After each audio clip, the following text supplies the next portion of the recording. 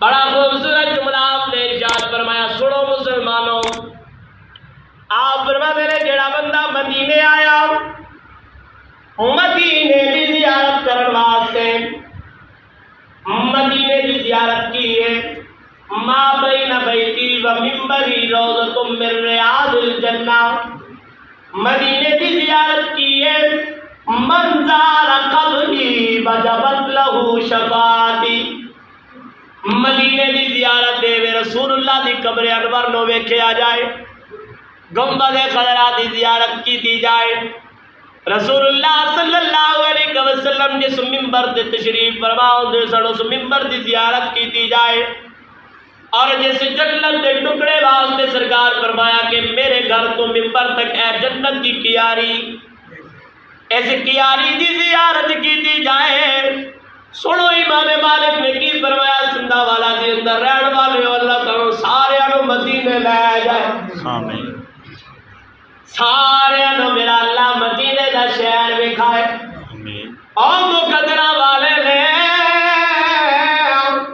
جڑے مدینہ ویکھ دے نے، اور بڑے مقدرہ والے نے جڑے مدینے دی زیارت کر دے نے، اللہ اکبر کبیرہ۔ امام مالک آپ فرماتے ہیں جڑا بندہ مدینے آوے اور آ کے گنبد خضرا دی زیارت کرے، مدینے دا بازار ویکھے، مدینے دے باغات ویکھے، مدینے دے پہاڑ ویکھے، جدو واپس اپنے اپنے شہراں نوں جائے لوگ پوچھن کہ دس بیلیا مدینے کی ویکھیا آئی، امام مالک فرماتے رہے، وہ بندہ ہے نہ آکھے کہ میں مسجد نبوی ویکھی ہے، وہ بندہ ہے نہ آکھے میں ساوا گنبد خضرا ویکھے ہے، او بندہ ہے نہ آکھے میں مسجد نبوی دے ستون ویکھے نے، میں روزے دیا جانیاں ویکھیاں نے۔ شاگردہ پوچھیا حضور پھر بندہ کی آکھے؟ بڑا تاریخی جملہ امام مالک نے آکھیا، مسلمانوں ذرا توجہ، امام مالک فرماتے ہیں اس بندے نو اے کہنا چاہیے کہ میں مدینے وچ جا کے مدینے والا ویکھیا ہے، فرمایا میں مدینے وچ جا کے مدینے والا ویکھیا ہے، مدینے کے درو دیوار اور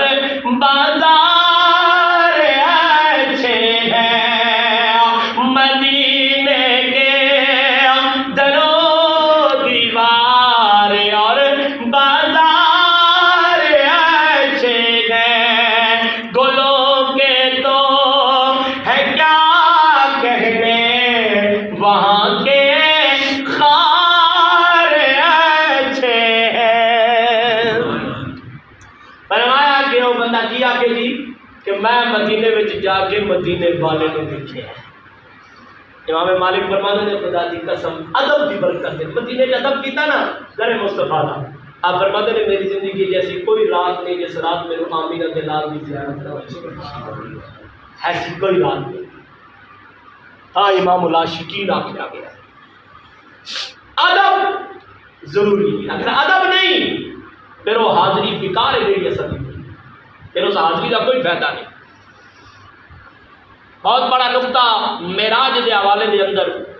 کہ جب جبرائیل آئے 600 پرا کا مالک، 600 پرا کا